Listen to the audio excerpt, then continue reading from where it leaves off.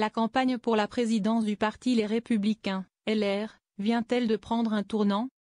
Jusqu'ici, Bruno Retailleau, candidat contre Laurent Wauquiez, ne s'était pas distingué par un ton particulièrement offensif, laissant l'initiative à son adversaire qui se présente lui-même en challenger et le cible depuis plusieurs semaines sur sa liberté de parole comme ministre de l'Intérieur ou la supposée difficulté à avoir des résultats dans ce gouvernement à la sauce macroniste LR.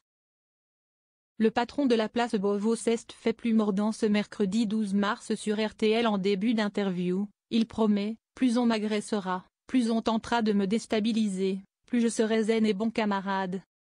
Mais, après avoir défendu ses résultats, il finit par lâcher, peu me chaud. Les chiens aboient, la caravane passe. Je pense que c'était une phrase malheureuse et je suis sûr qu'il la regrette, répond Laurent Wauquiez dans la soirée lors d'une réunion publique à Provins, Seine-et-Marne. On n'est pas adversaire.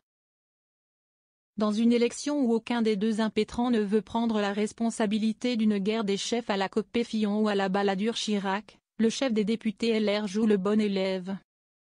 On n'est pas adversaire. Il ne faut pas qu'il y ait d'attaque, pas de phrases avec des mots qui peuvent être blessants. Pour le reste, l'ancien patron de la région Auvergne-Rhône-Alpes reste sur sa stratégie, visant une fois de plus la liberté de parole de Bruno Retailleau à travers le dossier algérien. Alors que les tensions ont été criantes entre Alger et Paris ces derniers mois, reprochant à Emmanuel Macron d'avoir refusé de dénoncer l'accord de 1968 avec l'Algérie, qui donne un statut particulier aux Algériens en France en matière de circulation, de séjour et d'emploi, il appelle à faire l'inverse. Une façon de démontrer sa parole libre, non entravée par une quelconque solidarité gouvernementale.